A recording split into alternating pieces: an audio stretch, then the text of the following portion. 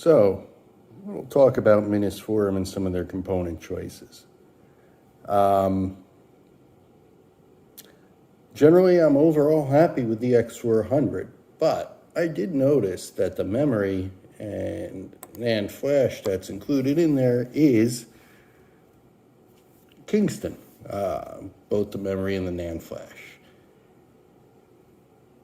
Kingston, I don't know if anyone remembers, got in trouble for switching out some of the components on their SSDs about 6 years ago without telling anyone. They haven't done that since, but this NAND flash is very interesting.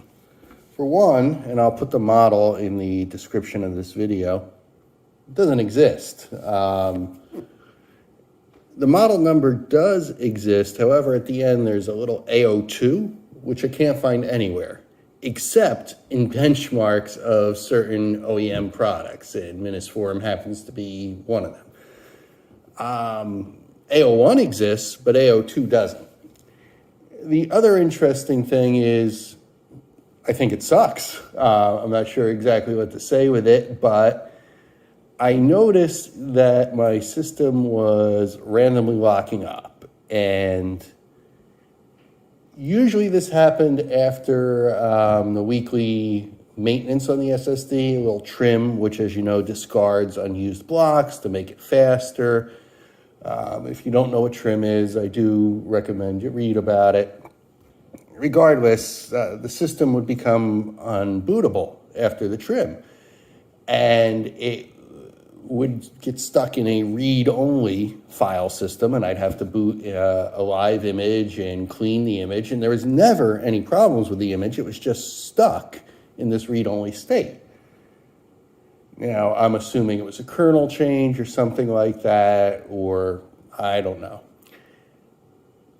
But then it started happening more frequently, and then yesterday, which would be July 31st, it actually switched over to read-only while it was just sitting there doing nothing.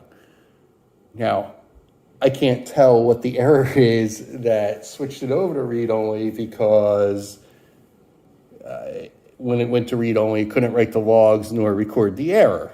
But for me, that was enough. I went out and bought a new NAND flash. I bought a Samsung 980, which is a entry-level consumer SSD NVMe, and I bought the 1 terabyte model.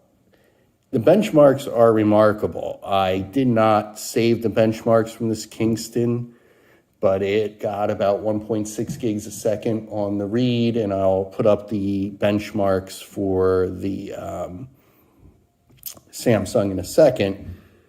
But I just wanted to kind of highlight this.